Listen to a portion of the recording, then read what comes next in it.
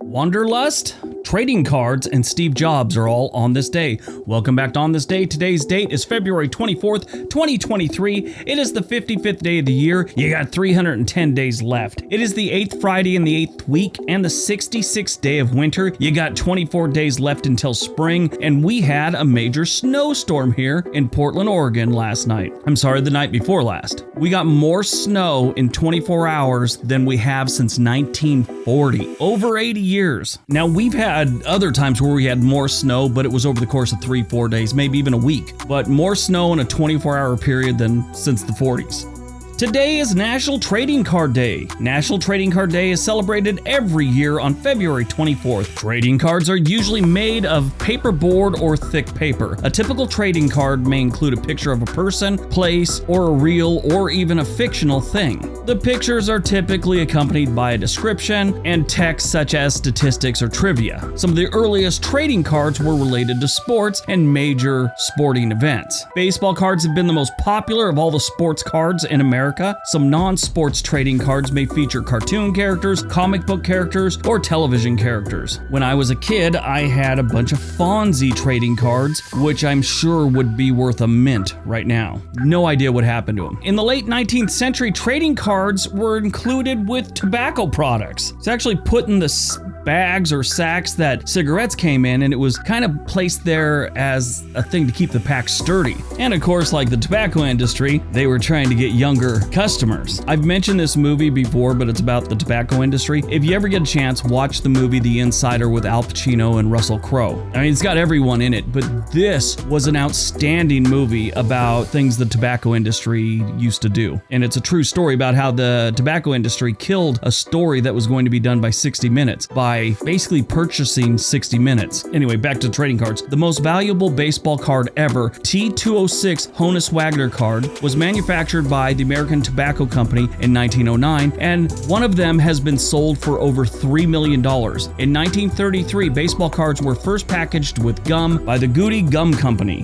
The Topps Company started putting trading cards with bubblegum in 1950 and manufacturing baseball cards in 1951. So before, they were just getting them from another company. And now that's pretty much what Topps is. In 1952, the first baseball cards including statistics and playing records were made, and they were known as the 1952 Topps baseball set. That actually has Mickey Mantle's rookie card in that set. Topps remained one of the most popular brands for trading cards for decades, for both sports cards and non-sports cards. I got all into them back in the 90s. I don't know, it just all kinds of people started collecting cards in the 90s. I was collecting football cards. Never been a big baseball fan. Matter of fact, I still have several sets to this day from early 90s. All right, let's see what else February 24th has given us. 1831, the Treaty of Dancing Rabbit Creek, the first removal treaty in accordance to the Indian Removal Act, is proclaimed. The Choctaw in Mississippi cede the land east of the river in exchange for payment and land in the west.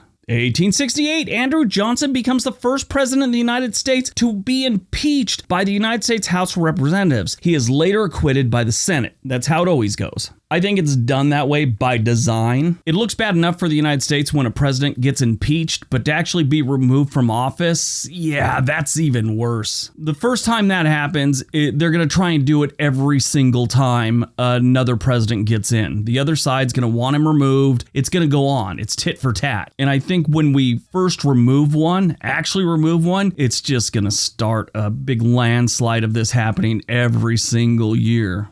1917, Ambassador Walter Hines Page, who's the ambassador to the United Kingdom, is given the Zimmermann telegram, in which Germany pledges to ensure the return of New Mexico, Texas, and Arizona to Mexico if Mexico declares war on the United States. So the big plan for that is they needed help with the war, and they wanted the United States to stay busy at home and not get involved in what Germany was doing in Europe during World War I. Obviously, it didn't turn out the way Germany had promised Mexico. So the Mexican president gets this telegram and he reads it and he gets his military people to get together and figure out if this is even feasible. Mexico turned them down, basically. They decided that it was just too big of a thing and the chances of Germany actually taking over the United States were slim and none. Mexico was also in the midst of a civil war and the president's position was far from being secure. and he figured that a declaration of war by his regime against the United States would give an opportunity for opposing factions to align with the United States and the Allies and basically throw him out of office. The United States was far stronger military-wise than Mexico, and even if Mexico's military forces had been completely united, meaning they weren't in the middle of a civil war, there was no serious scenario in which they would actually win or accomplish half of what Germany wanted them to do. Germany also promised a lot of financial support to Mexico to help build their forces. The Mexican government also felt that there was too many English speakers and Americans basically in New Mexico, Texas, and Arizona, and they figured if they did get the land, it would be just another headache. One thing led to another, and Germany lost World War I, and they were never heard from again. Oh, I'm sorry, I forgot. Somewhere around 2 decades later, they decided to go to war again with the entire world.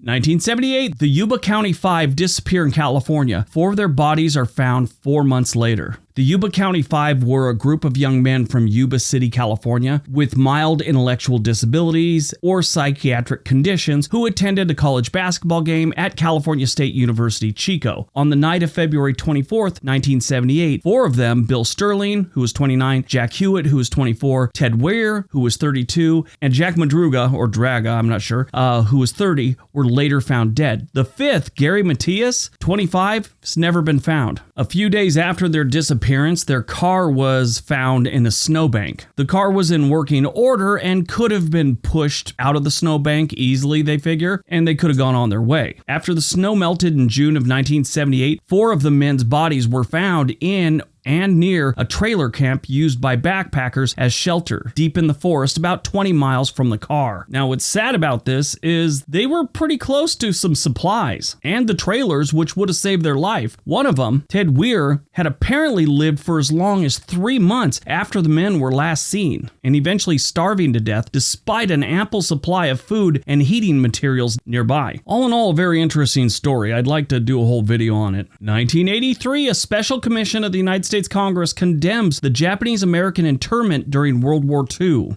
1989, United Airlines Flight 811 bound for New Zealand from Honolulu rips open during flight, blowing 9 passengers out of the business class section.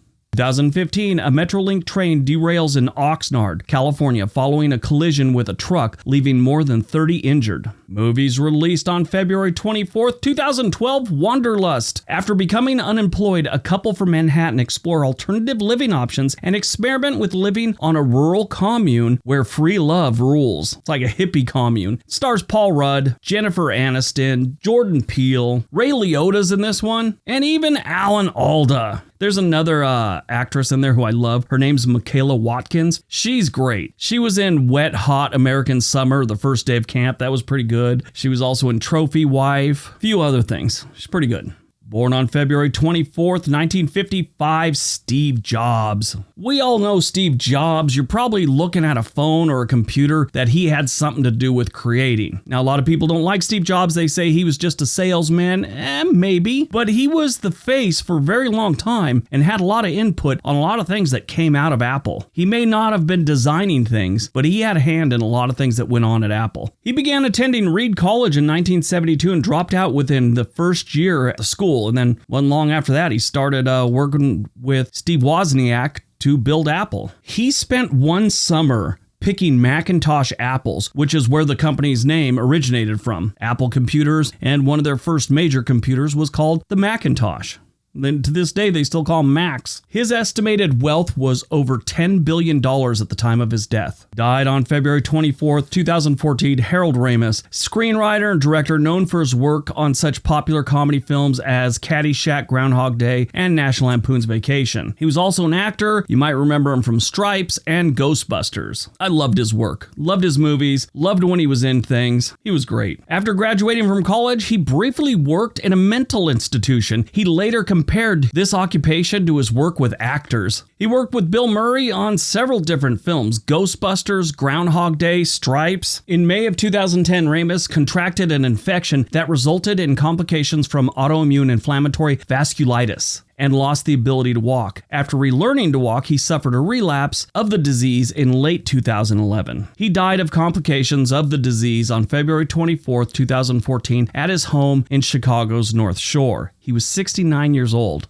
That's it. A private funeral was held for him 2 days later with family and friends. In attendance included Dan Aykroyd, Chevy Chase, Eugene Levy, Dave Thomas, Andrew Alexander, and John Belushi's widow. Barack Obama said about his death, "When we watched his movies from Animal House and Caddyshack to Ghostbusters and Groundhog Day, we didn't just laugh till it hurt. We questioned authority. We identified with the outsider and we rooted for the underdog. And through it all, we never lost our faith in happy endings." Harold Ramis and longtime collaborator Bill Murray had a falling out during the filming of the movie Groundhog Day, which Ramis attributed to problems that Murray had in his own life at the time. They didn't speak for more than 20 years.